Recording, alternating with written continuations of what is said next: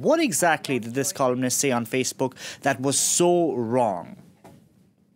Well, Nyamin Sway is a long-time critic of Aung San Suu Kyi, going back to the days of the generals who ruled the country. He's very supportive of the military.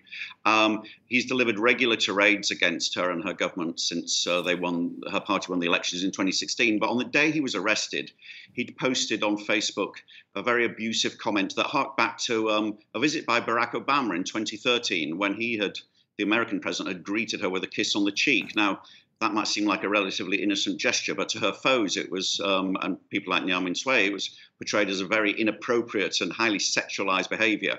And this seems to have been the actual post that triggered the arrest. But he has a long history of tirades against her and her government. So basically, in Myanmar, there's no freedom of the press and no freedom of expression, if you will.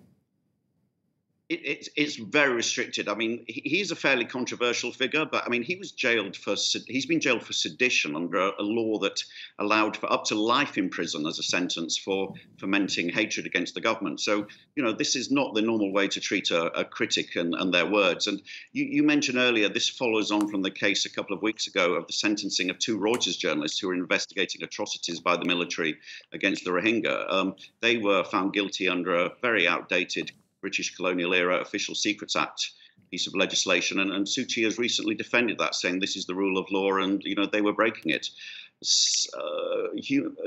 Freedom of speech advocates say that up to 38 journalists have actually been arrested since she became the de facto head of the country in 2016. So it's a far cry from the days of her being hailed as a great advocate of freedom of speech and freedom of expression.